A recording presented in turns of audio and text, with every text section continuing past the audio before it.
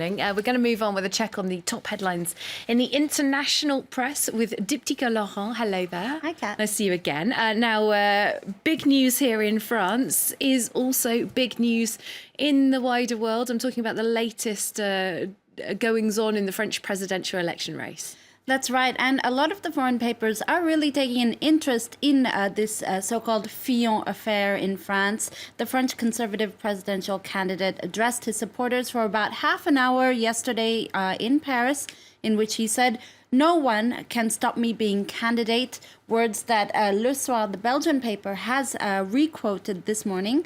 An emergency meeting is being held with senior members of Les Républicains party this Monday. This as Alain Juppé, Fillon's rival, is also set to make a statement. Indeed, in round about an hour's time. So we're going to be paying close attention to that here on France 24, of course. The English language press also paying close attention to this. Fairly critical in some cases of how François Fillon performed at that rally. Critical, I'd even say dubious. Kat, Fillon painted himself as a victim of a vicious and unjust witch hunt. That's what The Guardian says in this article entitled "Fillon is fighting for his political life." He declares innocence before the faithful, of course, sort of a religious connotation there. Mm-hmm. Now, there's also some dispute in The Guardian about how many people actually turned out to that rally. According to Fillon's team, there was around 200,000, but French media reports say there was about 50,000. That's based on what the police were saying. Exactly. Yeah. So people are wondering whether he was trying to deliberately inflate his figures and so forth. So there's a little bit of skepticism from The Guardian. Now, Politico says Fillon has ratcheted up the rhetoric with a rather sarcastic headline, "Fillon fights on and on and on." The candidate has once again vowed to stay a candidate. But if he does drop out, Politico says it's possible that the party will be looking for a replacement candidate to run on his very program. First of all, to save face, but also probably for convenience purposes. So, which is the reason he's really been aggressively pushing his campaign ideas. Indeed. Right. Well, we'll be all ears for those announcements throughout the day from various different parts of the French political sphere. We're going to look for now to the United States.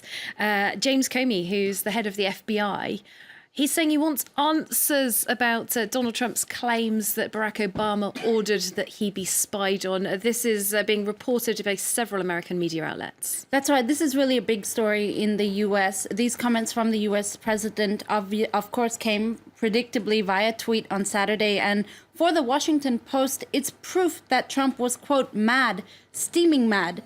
The Post says, I quote, "Trump's young presidency has existed in a perpetual state of chaos, and at the center of the turmoil is a president increasingly frustrated by his administration's inability to erase the impression that his campaign was engaged with Russia," i.e. he's having trouble shaking off this shadow of Russia that is was looming over his campaign and continues to loom over his presidency now.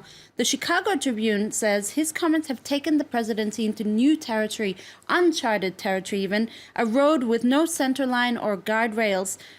His tweet storm on Saturday really wiped out any of the goodwill he may have built up with that rather seemingly conciliatory speech that he gave to Congress last week. The Tribune says his disciplined, well-received speech to Congress seems less a turning point than an aberration. And I just want to finish this part with a cartoon, pretty funny cartoon where you see, I think it's a statement on what some might say is Trump's paranoia and insanity. Here he is looking at a press mic saying it's another wiretap, and the journalist saying, well, that's actually a press mic, sir. A pretty good illustration of the sentiment in the United States right now. Trump and his administration are also facing questions from another country, from India. This is after another attack on an Indian American in the United States, a man who's been quite badly injured.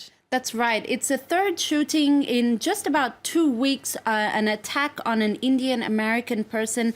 The Indian newspaper, The Hindu, says a Sikh man called Deep Rai was shot at in Washington state on Friday night by a white man who allegedly told him to go back to his country. Words that we actually heard being said in a couple of weeks ago in another attack in which an Indian man was killed.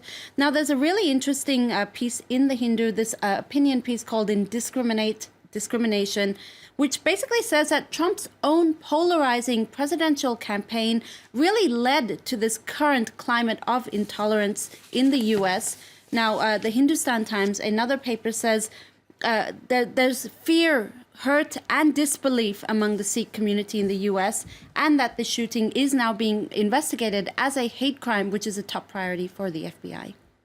All right, finally, a Russian lawmaker. Now, someone who's come up with an outrageous idea, I think I would probably agree with that statement, about what might go on at the next Football World Cup. That's right. It's in just about a year's time. It's taking place in Russia. And Igor Lebedev, a Russian lawmaker, has suggested making hooliganism a spectator sport.